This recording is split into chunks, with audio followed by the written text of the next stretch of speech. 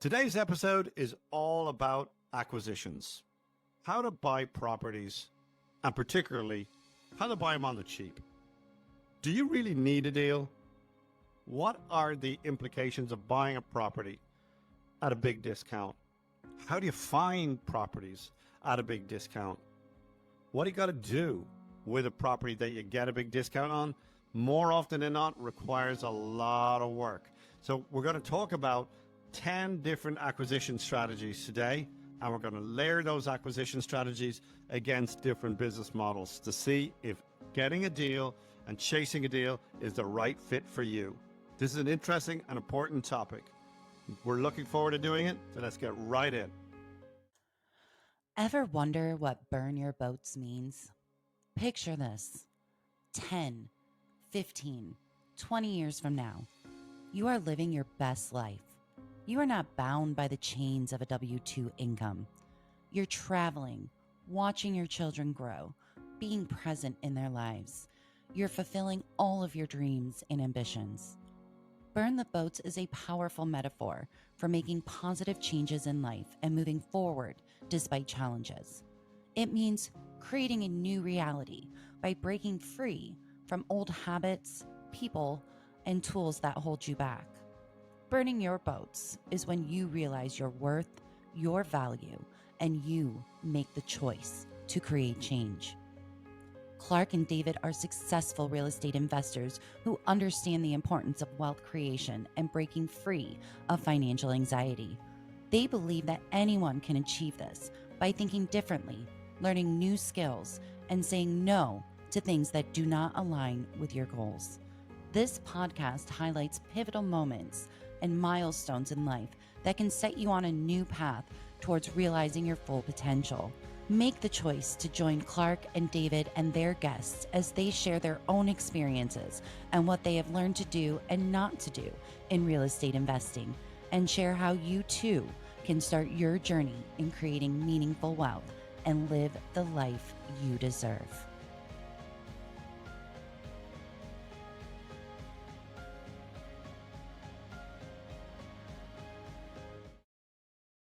All right, Clark, we're going to get into a subject today that is somewhat controversial in my opinion. Unveiling acquisition myths and methods, and the truth about getting discounts, and if you need them, and what's the reality of getting a discount when buying a house or buying a piece of property. And that's a controversial topic because everybody, if you ask everybody out there, would they like a discount?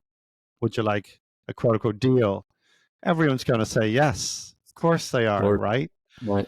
But Clark, you've been in the reason you and I got into business together is you're an acquisition expert. You're good at this. This is what you have. This is your chosen subject for the last number of years. And so I know that this topic is just, you're just raring to go into this. But right at the top of this episode, understand that the idea of going out in real estate and getting a deal, getting a discount, there's an awful lot more to it than that. People say you make your money the day you buy. Yeah, that's an off the hand kind of comment. As always, Clark, you and I seem to say this all the time. Is getting a deal important? Well, it depends. It depends on who you are, what kind of time you have on your hands, what your goals are. And so with that being said, Clark, what do you have to say about the topic that we're going to talk about today? Well, as you alluded to, it's near and dear to my heart because acquisitions, which is kind of in real estate, it's sales. At the end of the day, like we're in sales. And I've been in sales all my life since I was 15 years old, working at a shoe store, selling, trying to be the top shoe salesman in a shoe store in Louisville, Texas. And it's interesting because we were just talking before this and we were like, the topic is going to be about getting a deal, right? A deal used to be actually getting a discount, right? Now in today's climate, today's market, people use the word deal like all the time, and I don't know what the hell it even means anymore. So I think that the goal of this next hour for us talking is, when you're listening to this, is you think you want a deal, you think you want a discount, but what sacrifice, what blood, sweat, tears, money, stress, all the things you have to put into to actually get a deal with a discount, right? Is it worth it? Or are you better off actually not getting a deal? Because then, depending on your strategy, you may be putting so much time and resources towards getting that discount that you may have been better off using that time and energy focused on like your main career or whatever it is you do to excel and expedite that growth, right? So goal for today is, which bucket are you in? And maybe you might change your mindset a little bit, which may enable you to act quicker with more confidence, right? So David, let's dive into some of these. We're going to bust some myths today as well, because this is exciting to me, because there's so much bad information out there. There's so much like get rich quick. There's so much, you see someone's Instagram post that they made $50,000 in 12 seconds. And we're going to have to shoot some of that off the ledge a little bit. So um, with that being All right. said, let's jump into it. Let's talk about a few of the ways that you could quote unquote get a deal, and then is it a viable way to do it, or maybe is it not? So let's start off with real estate or realtor pocket listings. Okay, so talk to us a little bit about what that is. Maybe not everyone knows what a pocket, quote unquote, pocket listing is, and elaborate a little bit on that. All right. So we're going to go through about 12 or 13 little acquisition toolbox methods right here, and we'll try and get through them pretty quickly, and then we'll summarize at the end, and we'll try and break the different strategies into different categories of mindset. And so the realtor pocket listing, so that's kind of your lowest hanging fruit. That's your, we all have access to the MLS. Everyone can pull out Zillow and look around, and if you're looking for a deal, it starts off really in, if you're looking at beautiful homes in beautiful neighborhoods that are in line price wise and there's no work to be done and they're beautifully presented, let me just stop you right there. You're not getting a deal on that home, right? You don't get deals on houses that are presented beautifully in great neighborhoods. Why you get a deal? And the first thing I do if I'm going to go and look on the MLS, let's say, for a quote unquote deal, is I'll put a box around a whole neighborhood and I will sort the box out. I'll filter it from the lowest price to the highest price. And I don't look at the houses in the neighborhood that are listed for the highest price. There's no deals there. What I do is I look at the houses in the neighborhood that have the lowest price.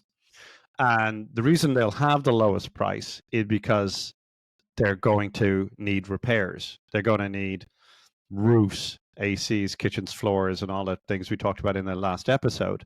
And so it's going to be the ugliest house in the street. It's going to be the most torn down looking thing. It's going to need the most work. And so when you're talking to a realtor, first and foremost, and you're looking for a quote unquote deal, you need to tell your realtor, well, I'm looking for something that needs a quite a bit of work, because your realtor is just not going to be able to get you a deal on a beautifully presented home in a beautiful neighborhood.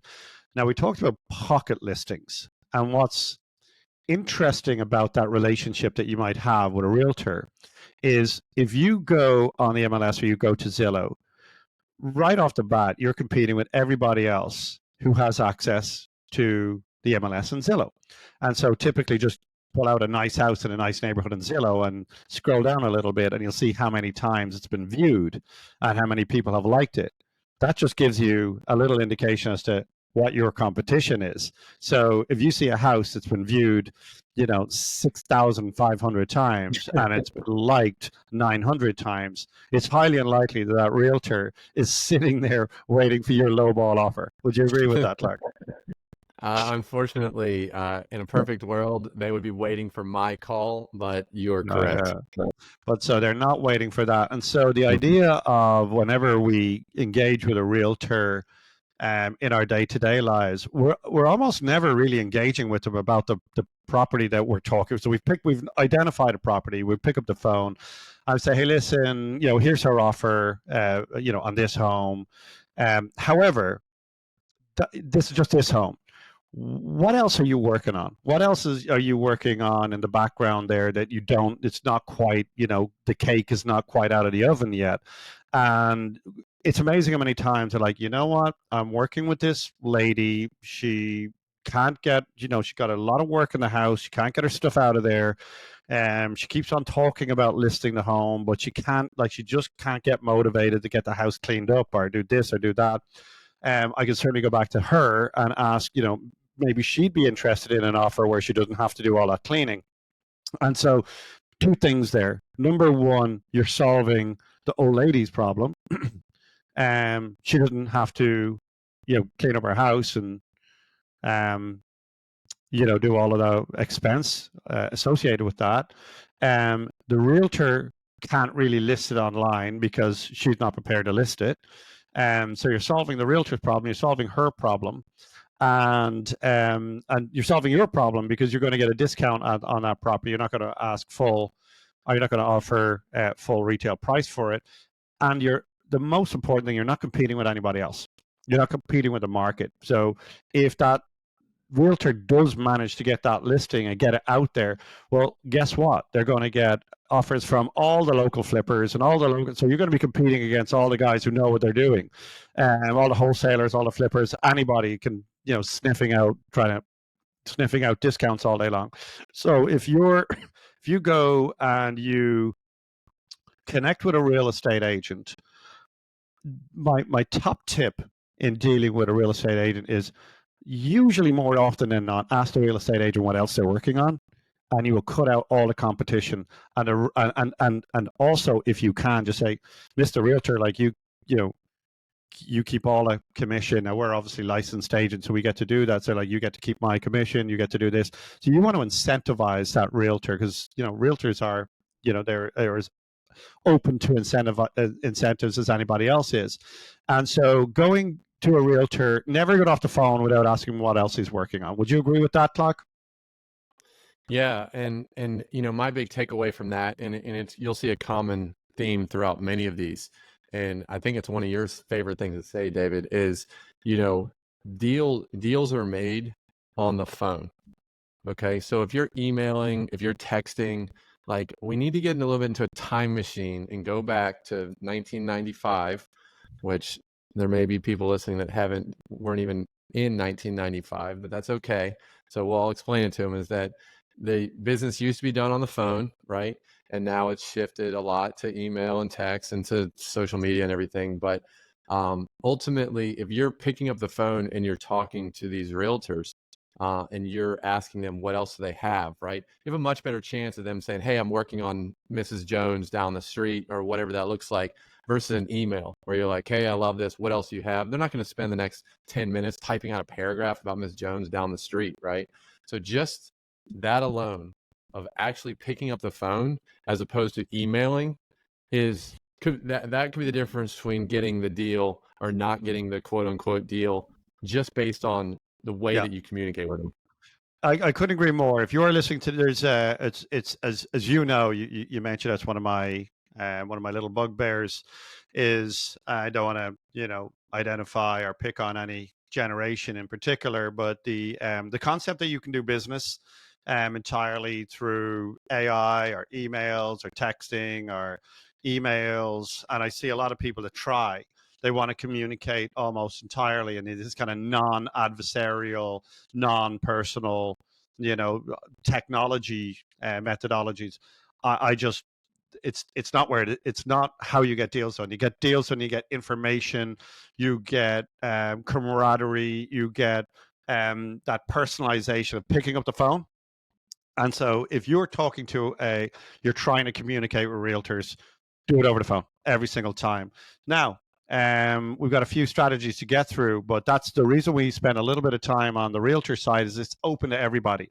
If you have Zillow on your phone and the listing agent for any house in your neighborhood, so number one, go look for the houses that are in the worst condition, not the best, and go to the listing agent, pick up the phone, and make sure the listing agent knows your name, and try and solve that listing agent's problem with maybe the house that he doesn't have online yet.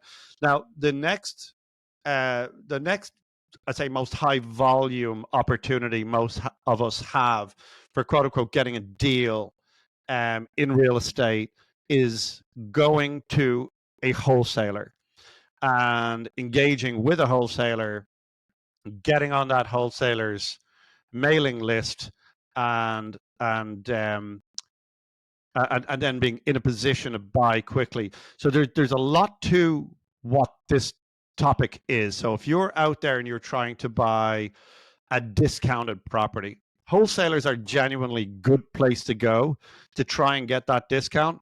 But there's a lot you need to know about what a wholesaler is, how they work, how they get deals, what service they're providing, and what your responsibilities are as a buyer from a wholesaler. Fortunately for you and I right now, we have a wholesaler on the phone, right, in this podcast. And that's Former a, wholesaler. a former wholesaler. Let's be clear. Clark cut his teeth in real estate in the first number of years being a wholesaler. So, Clark, this topic is just forensically understood by you. Can you get into the whole gamut of wholesalers just as quickly as you can, and let the listeners know what their responsibilities are even working with a wholesaler? So take it away. We'll do, and I'll do a quick caveat. If we need to do a separate topic, maybe just a quick YouTube video on how to actually dial someone and call out as opposed to texting, because maybe not everyone knows how to do that. So we may have to do a quick tutorial on what it's like to hit the little green button that actually phones a person and you can talk to them live in So that'll be for an episode down in the future. Wholesalers, right? So I started my career full time as a wholesaler in 2015, and it's certainly a very interesting position because you talk with a lot of sellers. It's tough because a lot of people are in tough situations, which is the reason why they're giving you their time. Because most people, I think I've heard a statistic that says that 95% of people are going to sell through traditional means, right? They're going to go to a realtor, they're going to list it online through MLS. If the roof is old, they're going to replace it. If the carpet's got cat piss, they're going to replace that and put in nice new carpet. They're going to put a new coat of paint, right? So we're only really talking about 5% of the population that is going to be that quote unquote ugly house. But there's opportunities there, and there's opportunities for wholesalers to help these folks that are in a tough position. There's a lot of controversy as to, are these people being taken advantage of? Are they not? I've sat in a million households. I've literally had these people lay on a couch, I feel like, and I was their therapist. Okay. And if you interviewed them and said, hey, was this a positive experience? I know that 9.9 out of 10, at least for me personally, was a positive experience. But so the thing that you listening to this to know what you're in for, though, because it's important to understand when you get an email that says 123 Main Street as comes across your desk and they're asking 250, there's a couple things that you basically always need to know that are very, very different, right? From dealing with a realtor, putting in an offer, right? There's a couple things. Number one, it's always got to be cash. Okay. And what does that mean? Well, it can be cash out of your own pocket, or you could be a hard money loan, which is probably the majority, probably 90% or more, are what that actual buyer is going to use. Okay. But you have to do that. So don't think that you can buy with a conventional loan or an FHA loan. More than likely, the house won't pass for that anyways, but no wholesaler is going to let you put on the contract conventional loan to be able to buy that. Number two is you're either going to you used to be able to get an inspection period before COVID, I think, a 1-2 day inspection period, which basically meant you were able to get out, walk the property. You could actually put a deposit down and actually get it back. COVID happened, market went crazy, and we're kind of still seeing that, is that you basically, when you put in a deposit, as long as they can deliver a clear title, that property is yours, whether you want it or not. So that essentially means that if you put a $5,000 deposit down, and you walk from that deal, that $5,000 is no longer yours, and I hope you didn't need it. So that it's a much more high stakes, high poker situation. And a lot of times too, you're not even be able to get in to inspect the whole thing, right? They may have a tenant in there. They may have their stuff all over the place. They may have dogs in the back bedroom. They may have grandma in the back bedroom, and you can't even get in to see everything. I can't tell you how many houses I bought where I've seen like half the house. Okay. So as a wholesaler that's sending you this deal, just know that the chances that you're going to get lots of information are kind of not Right. guaranteed, and they don't care. Okay. And they really don't care. And once you put that money down, that money is gone. So keep that in mind. Go ahead, David. Just to be clear, Clark, the wholesaler goes out and the wholesaler will buy lists. So the wholesaler will look at the data, the public record data, and get all the addresses in your neighborhood or in your city or in a particular neighborhood in your city. So there's companies that do this to say, okay, I want every address that has been owned for over 20 years and it has, out of state owners, or that has one deceased owner, or that has their A mortgage bankruptcy completely of paid, anything. Yeah. anything like that. So the wholesaler will target information that's in the public records, right? That would indicate that they A, own a house, B, have a lot of equity in the house, C, have some kind of distress, or that they're older. So the wholesaler will identify using data a list of homes in your city. So let's say there's 55,000 homes in a particular neighborhood. And you filter out, the people who bought their houses last year. Well, they're not going to send them a mail because, Right. those people just bought they've no equity. They bought the house last year. They're probably not distressed. But the older someone is, the more likely they are to have equity, to have distress in their lives, right? And so the wholesaler goes out and targets these people with marketing campaigns. So if you've ever driven down a street and there's like, we buy houses, we buy ugly houses, you see it on the, see bandit signs, or you see it up on the big paid for highway advertising, or if you've ever received, if you own a home and if you own a real estate portfolio, you'll get several calls a day from somebody offering to buy your house. Or if you open up your mailbox every day, you're going to get, we want to buy your house. We want to buy your house. I certainly get, 10 or 20 postcards every single day offering to buy this house or that house. It's a good reminder of the house I own, because sometimes I'm like, which one is that?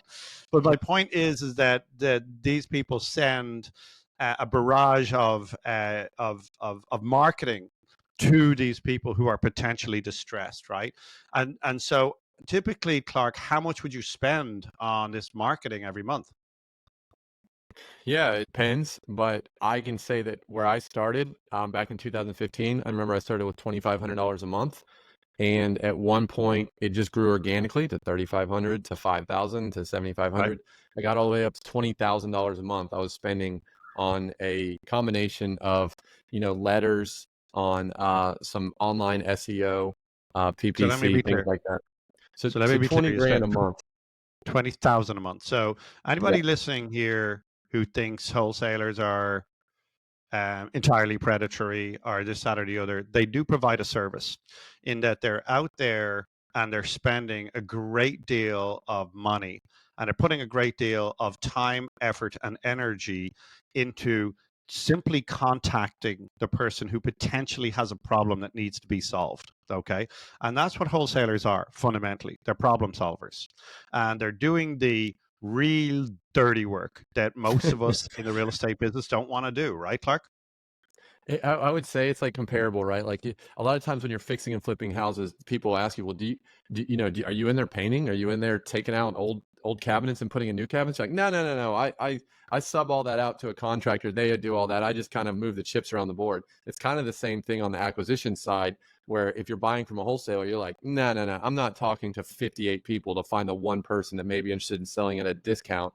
And then you're outsourcing that to them, and then they're charging a fee on top for their services, and that fee could range anywhere from, I've paid as little as $500 as like a referral.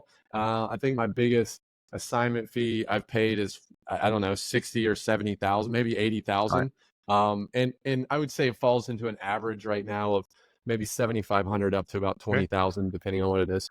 Again, let's explain that. All right. So the wholesaler, just so everybody's clear and understands, so the wholesaler goes out and meets with, a gentleman or a lady wants to sell their home at a discount for a particular reason, and there's a whole host of different reasons. So they might want to, they might have some structural damage in their house. They might have the house is just in such bad shape they're embarrassed to sell it, or they might have an issue where they're from. They might be living here in Florida, where we are, and they might need to move back to Kansas next week, and they just need to go, and the house is the least of their worries. So they need to get their house sold, get their money, get out of here, and everything in between, right, Clark? So the service that wholesalers provide is the wholesaler will present themselves to the seller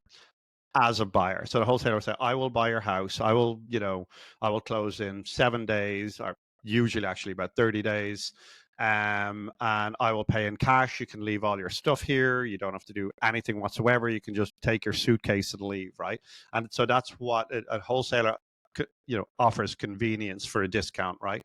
But how does a wholesaler make their money? So the wholesaler is not going to buy the house. Most wholesalers that I come across are between the ages of 20 and 30. They're hustlers, they're gunslingers, and they're out there.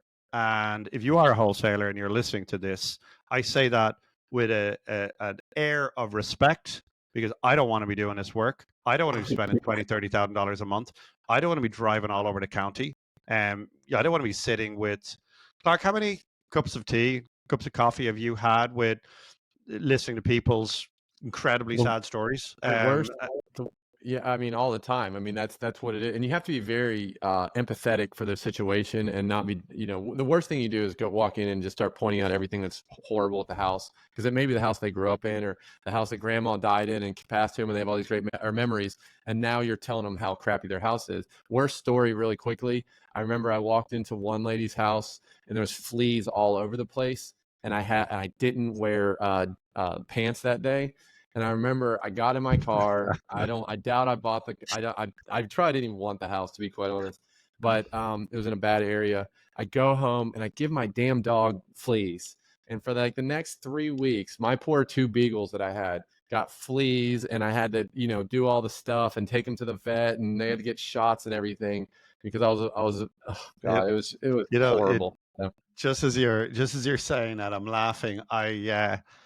Fortunately, this happened just after COVID. I'm at a house, right? I walk into a house, there's nobody there, and I'm, looking at the scope of work that we're going to have to do, and I'm looked down at my legs, and my legs, literally, the bottom of my pants are moving. It's just, and I've got shoes, I've got socks, I've got long pants on, and I'm just infested with fleas climbing up my legs. And if you've ever had that feeling, it's pretty darn awful.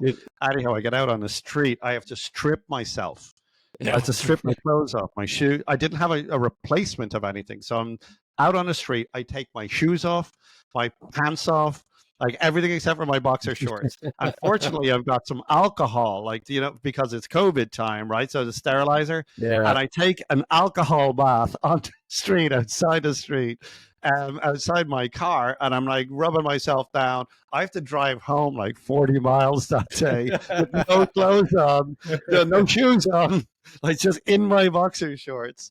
But anyhow, this is the beauty of a discount, right? This is what we do to get a discount, right? That's it. And we'll have to do a whole episode. I was just thinking, I feel like I had someone try to abduct me into a cult one time. I had a guy with a baseball bat one time that escorted me off his property with a baseball bat. That actually was kind of serious. Like that was something that I was slightly worried for my life. But we could spend a whole other episode on that. But this is what wholesalers are doing. Wholesalers are getting out there, and they're, like I said, they're out there doing this dirty work. And at the end of the day, the wholesaler's goal is to get a contract with the seller. And a wholesaler then is just how they make their money, because they are not realtors. So realtor, their goal is to get a listing agreement for 3 months or 6 months, where the realtor gets an opportunity then to sell the home and make a commission.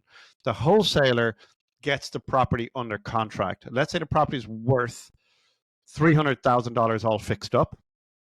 Let's say there's $50,000 worth of work that needs to be done to realize that $300,000 value. The wholesaler will try and tie that property up for $200,000. So that's a $100,000 discount from the market. And a wholesaler probably wants to make anywhere between $5,000 and I'd say $20,000. And so the wholesaler will tie the property up with the seller for $200,000. Then the wholesaler will go out to the market, not on the MLS. No wholesaler sells their stuff on the MLS. So they will go out to a secondary market where flippers are, where anybody else who doesn't want to do, all that acquisition stress. So buy and hold guys, local investors, they'll put it out onto a mailing list, right? So just you were either on their mailing list or not. And so if you want to connect with wholesalers in your neighborhood, go and reverse engineer it. Put into Google, I want to sell my home for cheap, or I want to buy my home for cheap. And you'll immediately get 3, 4, 5, 10 pages of local people in your town who want to buy your house, right? So just say, I want to sell my house at a discount. Or, so Google, I buy houses or I sell houses in your neighborhood, and then just get on each of these people's mailing list, and they will start sending you deals.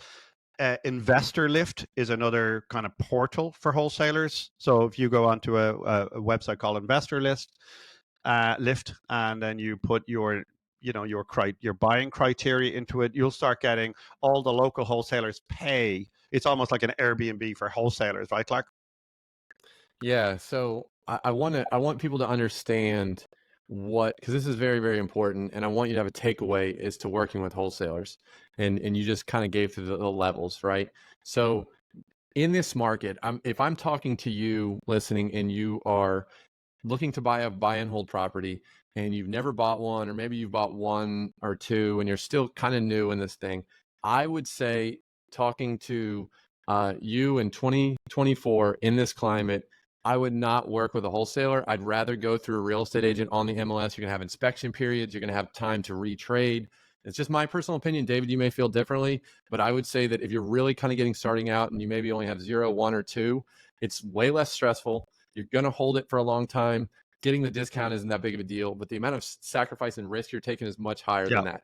Now, if you are in the, let's say you're starting to get things rolling, you've got some cash flow going, maybe you can absorb a couple months that it takes longer to renovate that property, and you've got some hard money lined up, maybe you're 5, 6, 7 properties into your journey. Okay, maybe then I feel better about you working with a wholesaler. But here's the takeaway. And I want you to understand this, is that a wholesaler ties up that same deal for $200,000, right? He or she, the first thing that he or she is going to do is pick up the phone or text their top 3 or 4 buyers that they know buy in this area, right? It's not going on an email. It's not going on Investor Lift. It's not going on Craigslist. And those first 3 or 4 people get first look at that property, right? And so it's something I learned through COVID, is that it's not always about the price, it's about the terms, right? So during COVID, we were having to buy things sight unseen, put down $5,000, $10,000, buy it in 30 seconds, right? But if you're able to see it before anybody else, that is a huge advantage. So even if you pay their price per se, but being able to get to it before anyone else, because what happens when more people get to see it, right? The price may go up. You have less chance to negotiate like inspection periods or closing dates or deposit amounts, right? So ultimately, you want to be that first 3 or 4 people they pick up the phone and call, right? They pick up the phone, they call those 4 people. The feedback is, this deal is garbage. I don't want it, right? Cool. Wholesaler goes step 2. They blast it out on an email list to anyone and everyone that's ever filled out a submission form saying they want to buy houses cash, right? So then it goes out to every one of their quote unquote buyers on email. And that's like the second layer, okay? And if you're on that email list, you'll get it, right? But just know that there's 300, 400, 500 other people that get it. that are looking at it. And also too, it passed through that first layer of just the people that they trust and they want to give the deals to first. Then if it doesn't sell on the email list, then it goes on investor list, which is just kind of like the MLS for cash buyers across the country. So you go into investor list, you say, hey, I buy in X area, and then you'll always get deals sent to you. If it makes it to investor list, it's probably passed through 500 hands and everyone told them they don't want it. So keep in mind that when you see that investor list, it's like a Hail Mary, right? But by then Okay. you may have to actually Yeah. negotiate again, because now it's passed through all these hands. The wholesaler isn't feeling very confident about their deal anymore. So maybe you can go back to him and say, hey, Right. you're asking 200, I want it for 180 and I need a 2-day inspection. So it's Right. almost like the deal is not very good, but now you have more chance to actually negotiate. Whereas in the initial first look, you don't have much chance to negotiate, but Right. you also get a chance to see it before anyone else. So I think it's good to understand the layers and what legs you have to negotiate or not negotiate based on that. Right. Well, that's very important, Clark, what you're saying, because what you need to understand about wholesalers, again, I'm going to keep on bringing it back so that the listener really understands the process. The wholesaler puts it under contract. Then the wholesaler will, let's say, at 200 in the example that we're giving, and then the wholesaler is going to try and sell it for 220, right? Now, all that the wholesaler is actually selling, because the wholesaler does not own the house. The wholesaler's selling the contract, selling the paper. And a contract that this wholesaler will sign with the original owner, the seller, the wholesaler will go and sign a contract to buy the property in 30 days for $200,000. And there's a little box on their contract that makes it assignable, which means the contract, the paper. If you ever hear people in real estate talking about trading paper, this is one of the things they're talking about. They're trading the contract for $20,000. So they got it on a contract at 200. They're going to sell it to you for 220, and you're the one that's going to close on it. You're the one that's going to buy it as is. You're the one that's going to put down a $7,000 immediate hard deposit with the wholesaler, because the wholesaler, most importantly, to your point, is trading time. Now, listen carefully. The wholesaler put it on the contract for $200,000 for 30 days. So on day one, the wholesaler is pretty confident. He can, he wants to sell it for 220. So he's pretty confident he's going to put it out there. By day 10, the wholesaler hasn't found his buyer yet, right? And so he's getting a little bit less confident. He's still out there trying to sell it for 220, right? But by day 15, by day 20, the wholesaler, now he still hasn't sold it. He's still trying to make this 20 grand, because remember, he spent 20 grand on marketing to find this person. And so now the wholesaler is kind of getting a little bit panicky and puts it out on investor lift. And that's what you're alluding to. You're saying by the time it hits investor lift, this wholesaler is running out of time, because all that a wholesaler has is time. They usually don't have the capital. They usually don't have the money or the business model to actually take it down at $200,000. You probably don't have the skill to actually buy it, actually renovate it, and actually resell it on the retail market, or otherwise dispo this deal, or hold it, much less hold it. Because remember, most wholesalers that we work with, it's a real easy entry into the business. So it's the hardest role in real estate. It's literally the hardest role in real estate. People will tell you, well, you can get a deal, no money down, get in there, do wholesaling. That's a great place to start. I'll tell you, if you've ever gone door to door, have you ever done a job being a door to door salesman when you were in college? I never have, but I can imagine how hard it is getting doors slammed on your face. That's a good little analogy of what the life of a wholesaler looks like. The biggest wholesale fee I ever paid was $320,000. So Wow. that was a big one. That was a big payout for that guy, right? And I didn't resent that, him making that money. But you'll see a lot of wholesalers on social media saying, "Oh, I made $80,000 in 5 minutes today." I'm like, did you make $80,000 the 5 minutes before that? And did you make every 5 minutes today? Did you make $80,000? Because I'm going to be a wholesaler if every 5 minutes of your day you make $80,000. Because the truth is that wholesaler, that's his one elephant. He's out elephant hunting. And if anybody who knows me knows I use the analogy of hunting rabbits and hunting elephants. And I'm in the rabbit hunting business, which is, I'm base hits are good for me. I just do something. It's scalable. It's reliable. There's lots of it, and I can keep. I can make a template of what works, and then you can grow a template. Wholesalers are not. Every single deal they do is the start of a saga. It's the start of a process. It's the start of a here we go again. And every one of them is different. Every one of them is stressy. So, Clark, you're not a wholesaler anymore. Can you tell me why you're not a wholesaler anymore? If you make $80,000 in 5 minutes, why aren't you a wholesaler anymore? Yeah, what you don't hear is that they made the 80,000 in quote unquote 5 minutes, which isn't true also. But they may not have gotten a deal for the past 6 months before that. So Sounds really, awful. so then it's 6 months divided by $80,000 is what they really got, right? Yeah. But you don't hear that. But to kind of give you a takeaway, because you're listening to this and it's like, all right, acquisition strategies, right? So if I'm you and I own more than 2 or 3 properties and I'm willing to buy a property and maybe fix it up for a while and maybe it takes a little while to get rented, and you're okay with that, kind of absolving that while your other properties are cash flowing, here's what I do. Number one, I pick up the phone and I call these wholesalers and I tell them exactly what I want. I want it in this kind of neighborhood. I want it built between this year and this year. I don't want it to be a renovation that exceeds X amount of 30,000 or 50,000, or I would recommend smaller renovations, especially early on. So you want to be one of those first phone calls when the deal hits that they get a contract for, and they immediately pick up the phone and they say, Clark, that you called me and you spent 20 minutes actually explaining to me what you want. I think I've found that deal, right? Number two is you got to have hard money lined up. You're not buying this thing with an FHA loan. You got to have a hard money lender that's going to be ready to do that. So number one, make connections with wholesalers. Number two, get the hard money loan, because if not, you're just going to be getting a bunch of deals that have passed through a million people's hands, and they're not really deals. And why take the stress of no inspection and high EMDs, EMD being an earnest money deposit? Just go on the MLS with a realtor. You can put in 10, 15-day inspection periods. You can renegotiate. That's my 2 cents on if you want to buy through a wholesaler successfully, you got to pick up the phone.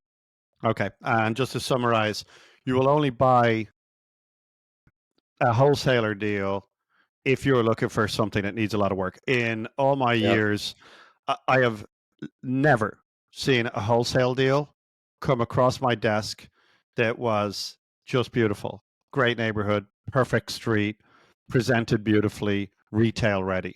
So know that, while you're looking at Zillow, it's the opposite of Zillow.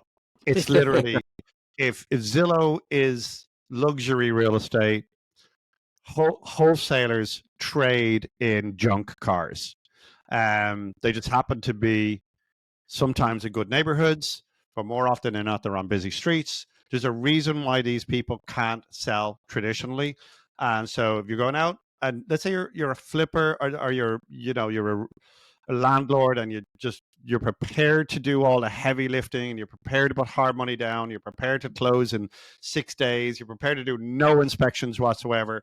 If you're buying from a wholesaler, you're waiving every single one of your rights. And the second you put that $7,500 deposit down, you're closing in 7 days. That's it. There is no conversation about getting access. The wholesaler's going to say, I want to get into the house. No, the seller doesn't want you in there. I want to do an inspection. You're not doing an inspection. You're not doing anything. So if you're buying a house at from a wholesaler, you're going to be doing a pretty heavy renovation. And so look, time is not our friend here. We're already at 40 minutes. So let's move on from wholesaling, but it's clearly a topic that deserves a lot of attention. So next, we're going to move over to foreclosure auctions. And this is a topic that's pretty near and dear to my heart, Clark. As you know, Right. foreclosure auctions is when somebody gets a mortgage on their house and they stop paying their mortgage. It goes through a legal process here in Florida in particular. So let's talk about how that works. So get a mortgage, pay it for 10 years, pay it for 15 years, 12 years, whatever, and then they stop paying. Well, first things first, that person's going to get a letter from the person servicing the mortgage. So you go to a bank and you take out a mortgage. Well, that mortgage usually been sold a few times, and as a servicing company, manage the mortgage. And so that if you haven't paid in 30 days, you're getting a lis pendens. So it's a notice of legal action against you, and that's going to be in the public records. Okay, so people can see that you haven't paid your mortgage. If you haven't paid your mortgage in 90 days, more often than not, your mortgage at that point in time is going to go into foreclosure. And when it goes into foreclosure, that's a legal action, and there's going to be lawyers on the servicing company is going to hire a law firm. That law firm then are going to bring you to court to have the balance of your mortgage and all unpaid mortgage interest, legal fees, and everything else. And they're going to try and get a judgment against you, which allows them then to sell your house essentially and issue a new title deed to the person who buys it in a foreclosure auction. So every county in the United States will have foreclosure auctions, usually several times a month. And you can go on. This is public record stuff. You can go on a kind of easy portal to find this stuff on is auction.com, but that's all mixed up with other junk. But just go on to like in Pinellas County or Hillsborough County, Pasco County here in the state of Florida, but the realforeclose.com, or just find out where the foreclosure auctions are in your county. And they're usually online now. They used to be what people refer to as the courthouse steps. It's not done at courthouse steps anymore. And let's talk about what it is to buy a house in foreclosure real quick. Number one, that the house goes into foreclosure, the bank is selling essentially their judgment. You do not get access to the house. You do not approach the house. You do not have any relationship with the person who lives in the house. That person could be the owner. That person could be the owner's family. That person could be a tenant.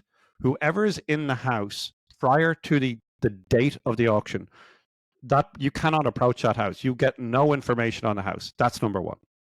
Number two, it's sight unseen. You can drive by the house. You get a lot of information from driving by a house. You can tell if it's painted, if it's well maintained, if it's got new windows, if it's got a fence, if it's got a newer roof, if it's all overgrown, if there's garbage all over it. Like you can tell a fair bit from just a drive-by, and it's a very, very valuable piece of information. But the next thing is you are not getting a clear title on that home. All right, so you are getting a title deed for the home, but that's not to say that a foreclosure judgment wipes away all other liens and encumbrances on a home. For instance, so usually a judgment is the bank foreclosing on the first position loan, okay? But sometimes there's junior loans like a HELOC or a second loan of some sort or a contractor lien or a HOA lien. If you don't pay your HOA fees, that HOA is going to actually foreclose on your home. Now, in front of that, so there's a loan stack. Imagine this just like a stack, and the most important loan there is the first position loan, which is a lender. Usually the mortgage that you got the day you bought the house. The second most important, like the second position, is usually a HELOC or something like that.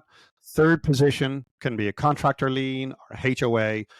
Anybody on the lien stack can foreclose, but a HOA lien does not wipe out a first position mortgage. So the first position is the most senior position. And so if you are going out buying in a foreclosure auction, know this. It is possibly one of the most sophisticated ways to go out and buy real estate at a discount. You better know what you're doing, right? It is,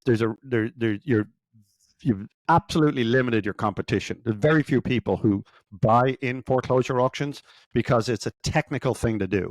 So number one, you have to put a deposit in your local counties in order to be able to play the game at all. You got to send over $20,000, $30,000 to your local county, and just so you can bid. Then You've got to keep an eye out on the foreclosures that are upcoming in the next week or the next month, so on and so forth. And then you've got to decide. Usually the smart thing to do would be send all of these properties that you're interested to a title agent. And then the title agent will come back to you and say, don't bid on that one. Don't bid on that's a second lien, that's a junior lien, that's a HOA lien. This is a first position lien. So that one's good to go. And even on a first position lien, then you can have other things like IRS that are not wiped out by the foreclosure. Because remember, a first position foreclosure will wipe out most other things on the title deed, but it doesn't wipe out everything. And so you might have code enforcement that stays. Always remember, government is number one. Government they're if you owe tax to your local government, your county, to your state, or to the IRS, right? They supersede everybody. The taxman gets paid, right? Right, Clark? Taxman always gets paid. Unfortunately.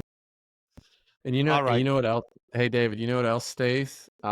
Is and we've got an interesting story about this, but in Sarasota we bought a house and all the we got, all the liens got wiped out. We owned it free and clear. But you know what didn't leave was the damn guy that still lived there, the homeowner.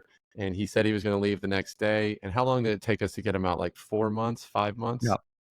Yeah, He 5 just months. fought every possible legal action that we took. So we Well, actually eventually, yeah, the guy, I remember they said that the cops showed up and he literally was asleep in his underwear and they took him out in his underwear on month 5, day 16 for us to get him out there. So even if everything goes right, there's no liens against it. It's just the first mortgage that gets wiped when you buy it, and you can still deal with a squatter that wants to just make your life miserable.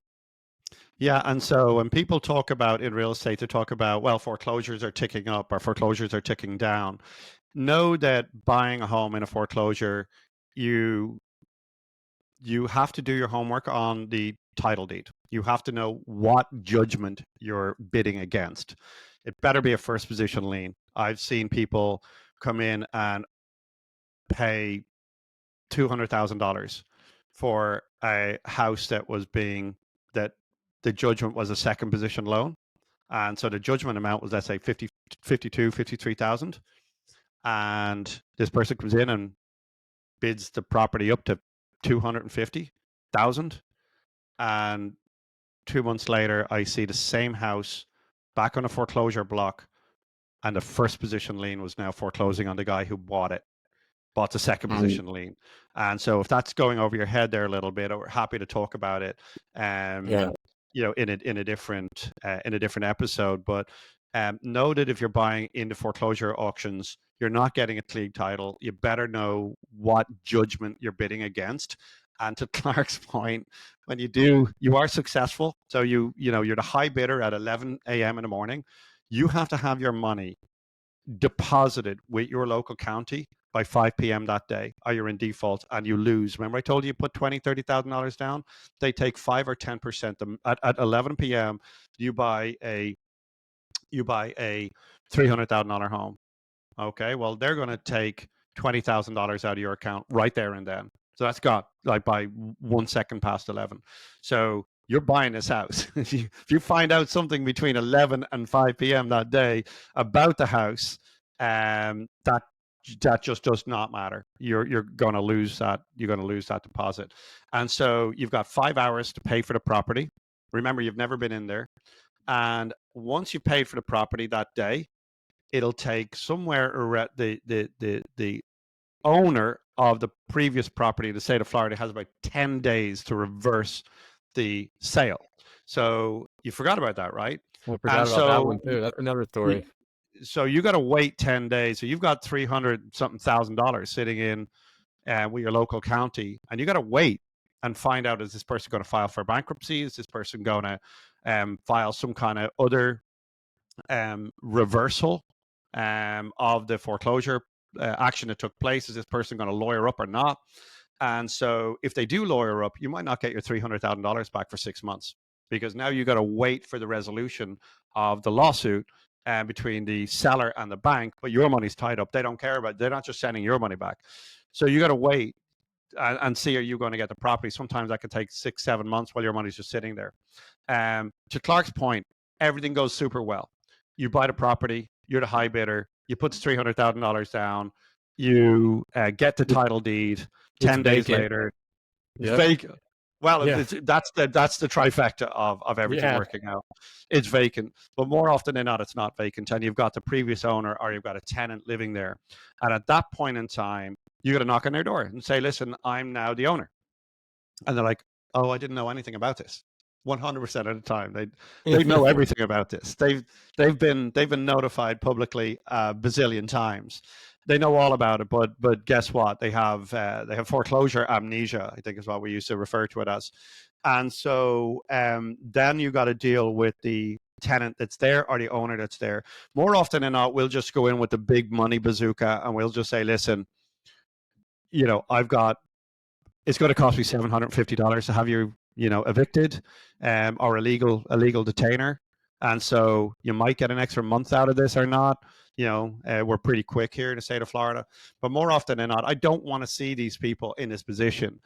So I'll come in and I'll give them $5,000. I'll say, look, I'm just going to make this easy on you.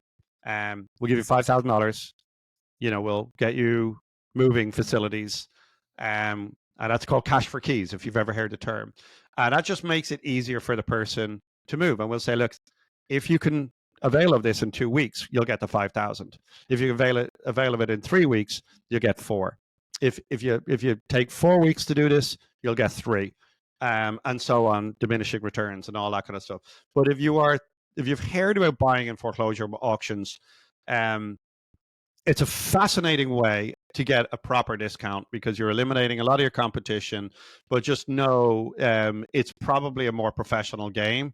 It's great. It's great because you're not buying from wholesalers, you're not buying from realtors, you're not buying from any of those other sources. You're buying from a fairly sophisticated way, but it's not a panacea. It's difficult. You need to know what you're doing. So buying in a foreclosure auction is a great way if you are a fairly sophisticated real estate investor.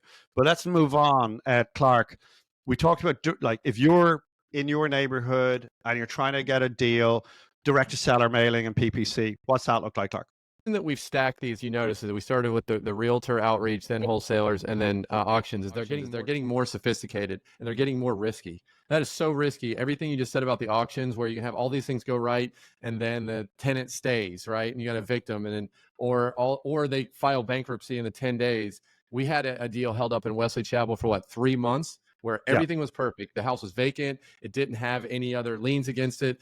The seller filed bankruptcy, and it held up our $300,000 that we put up for 3 months at 1% a month. So that's $3,000. So it cost us $9,000 of holding costs to even get that money back, right? And that's us calling them every 15 seconds, trying to get that. So it's very sophisticated. So let's move on to direct to seller mailing. Okay. So if you are listening to this, again, this is a fairly sophisticated thing to do well, to do in scale. Okay. It's one thing to kind of just pull a list, which takes time to research and figure out what list and what type and what type of mailer to send out, to go to a guy that does PPC. PPC stands for pay per click. So if you Google something and you'll notice that the first 3 or 4 things that pop up are say sponsored by, that's PPC, right? Someone is paid to be in that spot for that Google search. And then underneath that, you'll see all the organic websites that pop up, right? So with that being said, it's expensive. It takes time to learn, and it takes more than just answering a few phone calls. I did it for 7-8 years. Yeah, it's a business. It is. It's a business. It's hard to do on your own. So it's something that you really need kind of at least at a minimum, a small team. PPC it's Google. So it's always trying to figure out Google's algorithm is very, very difficult. It's expensive. The prices go up and down, right, to be able to bid on the ads that you're going for. And then even also then your phone, what happens when your phone does ring? What happens when your phone does ring? Then you got all the, you got Sally Sue on the phone and she wants to sell her house, and you got all of that, you got to engage with this person. You got to ring it out. And also too, Sally Sue may just be trying to rent an apartment somewhere, and you just spent $400 for her to click to link that call to you. So it's tough. It's hard. Google's always Yeah. changing their algorithm. The direct to seller mailing is kind of a tried and true Right. product. But what type of mailer? How many times do you send it? Right. Do you put a picture of the house? There's so many different things to it. If you're listening to this and you're not wanting to go both feet in and jump in and dive in, and you have a nice hefty budget behind yourself of a minimum of 5 to 10 grand a month, that you want to do sustainably for 6 months without even getting a deal. So that's 10 months, or 10,000 times 6 months. That's 60 grand. If you're not willing to stomach $60,000 spent and maybe not even gotten a deal, then this is not for you. Okay. Yeah. This is only for something that wants to do it full time, that believes in it. That's like, I'm going to go full boat. I've got 100 grand in the bank ready to Yeah. kind of fund this kind of operation. Just don't do it. It's too risky. Right. So let's move on to the next Right. one. And so what you're probably going to start feeling over the next few strategies and tactics is that what we're trying to get across is there's a lot of people out there in the podcast or in the marketing social media world that tell you that this is easy, or this is what you do. You just do this or you just do that. What we're trying to say is we've been doing it for a very long time, and buying a property at a discount is a hard thing to do. There's a lot of strategy involved. There's a lot of thinking involved. There's a lot of capital involved. There's a lot of time involved. There's a lot involved, and every one of the different strategies has its own little nuance, right? So you'll hear things like driving for dollars. Just drive for dollars. Do you know anybody, Clark, who just has the time to do this? Driving around neighborhoods looking for houses that maybe look like they need a bit of work. There's the grass is overgrown or this, that. That's driving around. It's maybe you listen to podcasts or something like that. But if you want to drive around your neighborhood or you see a house in your neighborhood, that's only the start of that. Now you got to find out how to connect with that person, right? You can knock on a door. More often than not, the person that you knock on a door and say, hey, listen, you think about selling your house, they'll tell you F off, and they'll tell you this and tell you that. Yeah. But more often than not, if the house is overgrown, house needs work, house needs this, it's usually because maybe somebody's passed away, or they're not there anymore, or they're out of state or something like that. And so you now have to go find the person's name.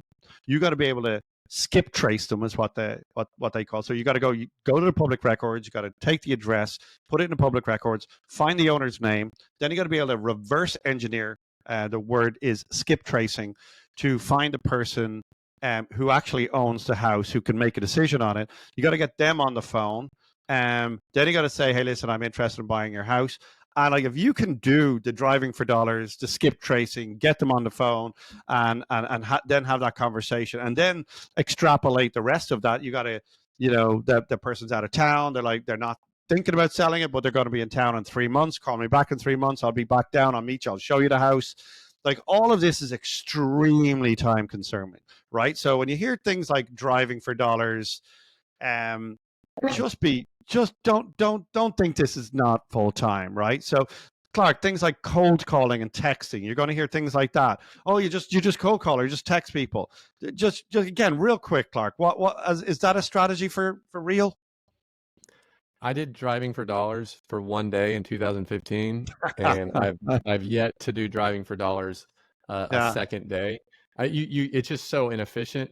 And then you're like, well, my time is more valuable, but I'll just hire someone to do it. And then they do it. They're not inspired. They don't get a deal in the first week, and then they bail. Right. And I've yet to talk to one company that has effectively done it on any Yeah, me kind too. of like consistent success, right? Yeah, you may get 1 or 2 or 3 deals, Right. even, or maybe even have a couple, but it doesn't last. So cold calling and texting, again, it's like, oh, I can just mass blast a text out, and you can. There's so many challenges right now. There's so many regulations with texting that it's very it's dangerous right now, because you've got ambulance chaser type attorneys that are just out there. I'll see billboards, hey, are you getting unwarranted texts? Call us, right? And then they try and track you down. You can get sued for it, especially if they're not on the do not call, the DNC do not call list. Cold calling is everyone's biggest challenge with cold calling is not the cold caller themselves, but the way that you set them up, right? Are you training them properly? Are you giving them good scripts, right? And so I know everyone that's been in full time has probably tried cold caller. I've tried 2, 3, 4 different types of cold callers. Typically they're VAs.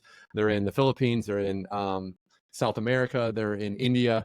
And I have never, I would ask yourself, if you are a good manager and you are able to train properly and then continuing education, then you might have a shot, but it's a full-time job. So again, if you're sitting on the sidelines going to your W-2, just hiring someone as a VA to just miraculously know how to have all these sales skills and know how to do it, you are 1000% not going to make it and just save your money, right? So wait, you're telling go me ahead. you're telling me that a 22-year-old in the Philippines can't empathize with an 89-year-old in Tampa who has a certain issue with their house. You're saying that there's some kind of disconnect between those two I'm people in the empathy space.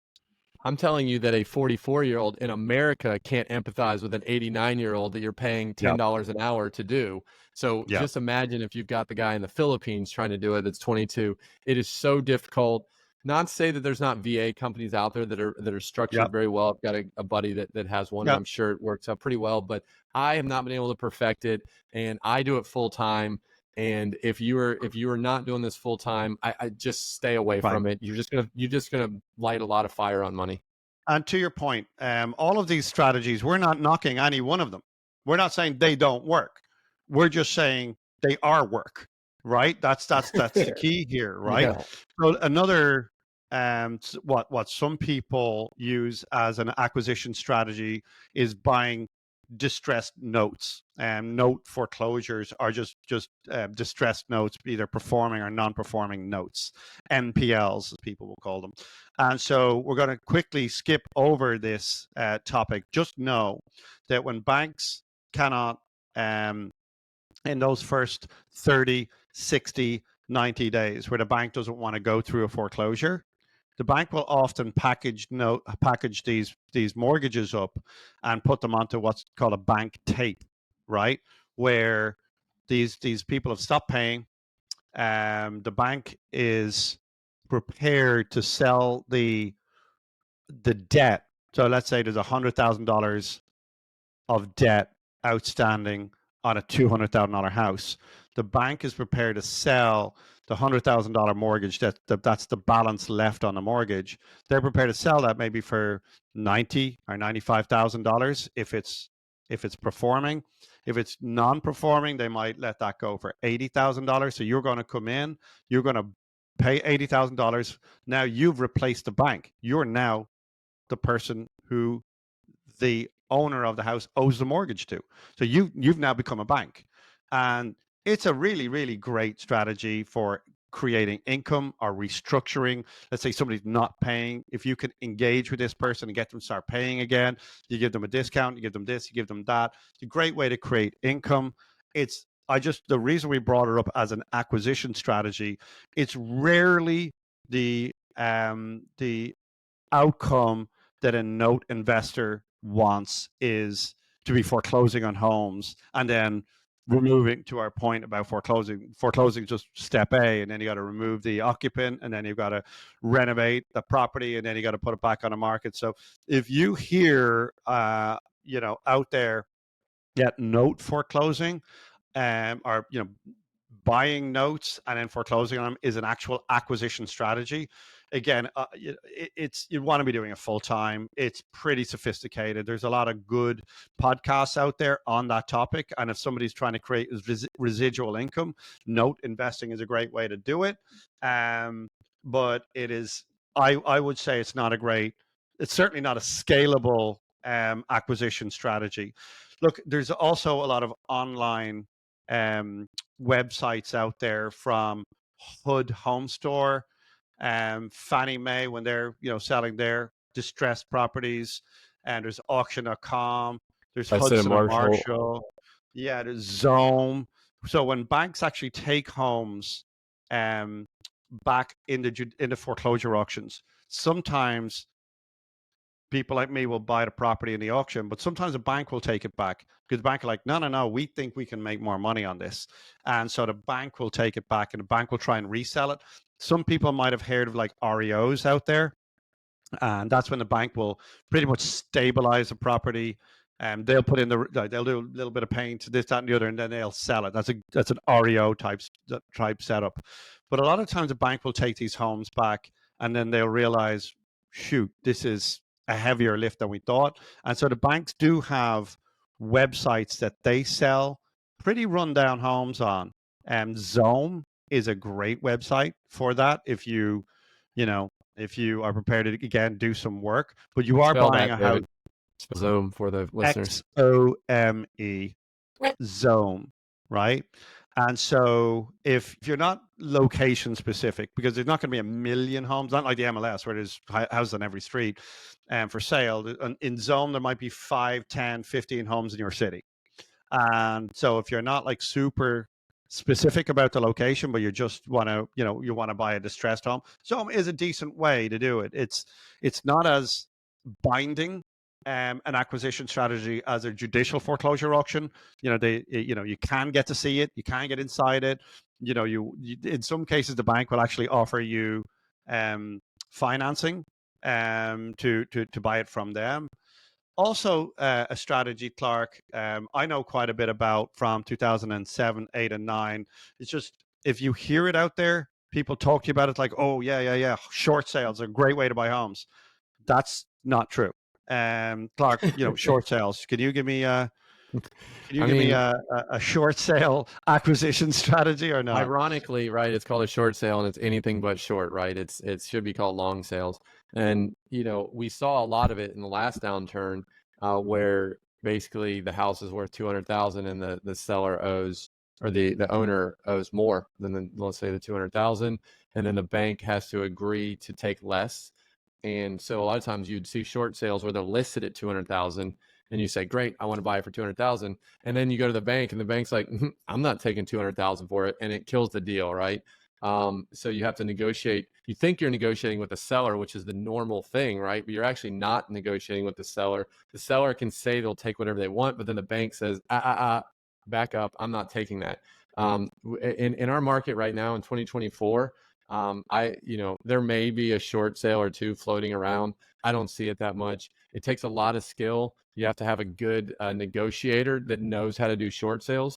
I think that it's been a long enough time period now that has gone by where so many new realtors have gotten into the market after the short sale kind of boom, that I don't think there's that many realtors out there that understand how to actually truly negotiate a short sale properly. And I would have little faith to be able to buy it.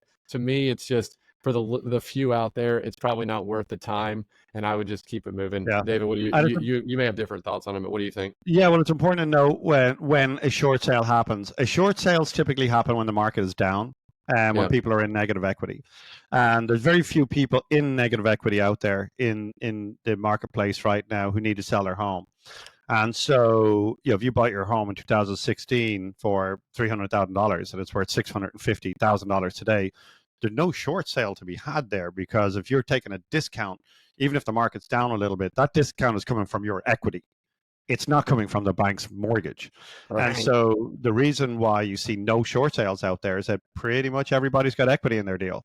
Yeah. And so the banks are not dealing with short sales. So I can't say that I've legitimately seen a short sale in the last 12 months. Certainly, so if when you hear of short sales in the marketplace, it's only somebody who very recently bought their home and the market has taken a downturn.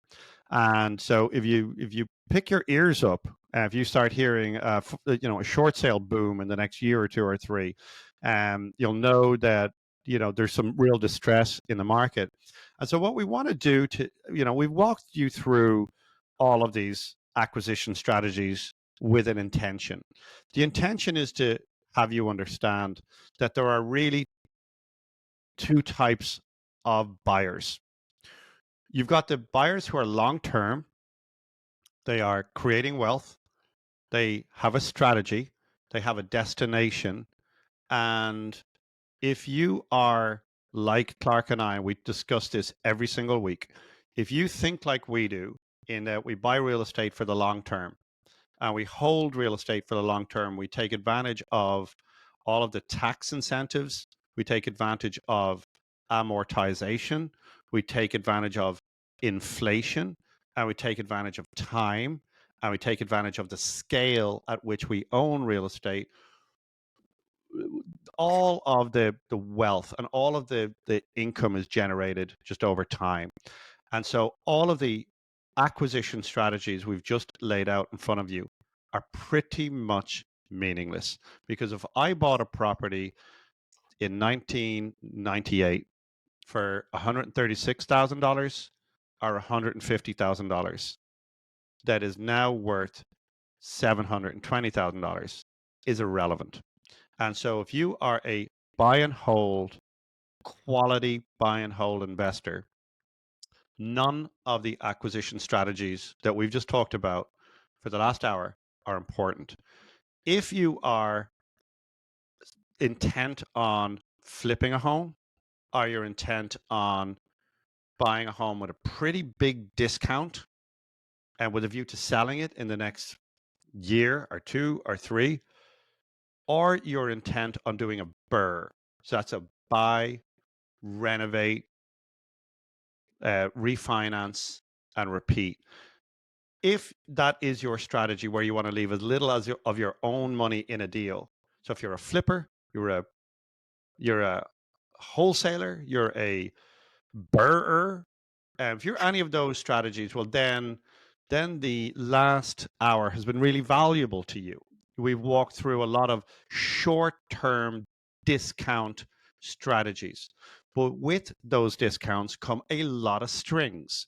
The strings being you're buying pretty distressed homes that need a lot of work, that have distressed sellers, usually have very, very stringent acquisition strategies. You're not getting 30 days inspection. You're not buying this with a FHA loan. You're not buying this with going back to the seller saying, I want you to fix the roof. None of the strategies that we've talked about today, you have any of those rights. None of them. And so if you are in the short term real estate game, the last hour has been useful.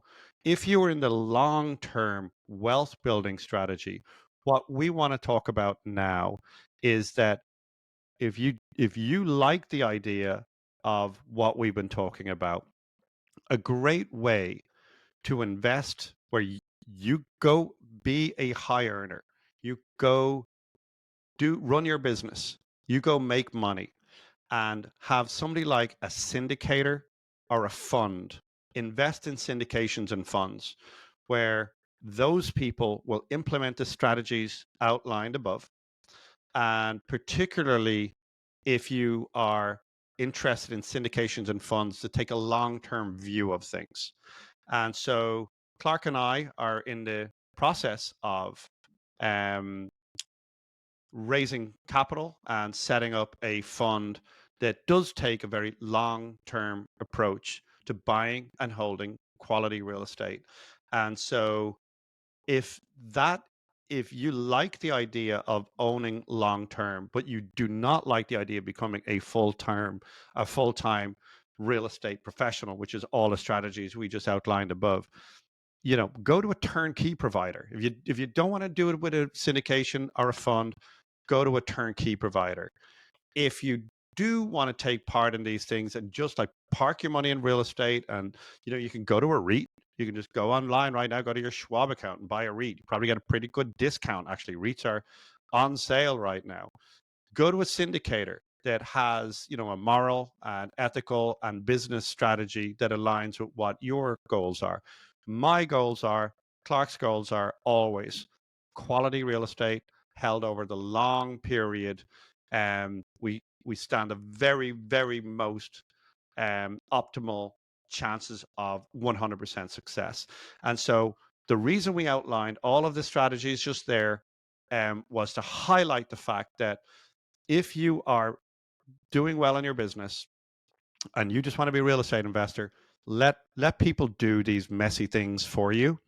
Or if you are quote unquote trying to get into the business? Are you trying to make a living off real estate?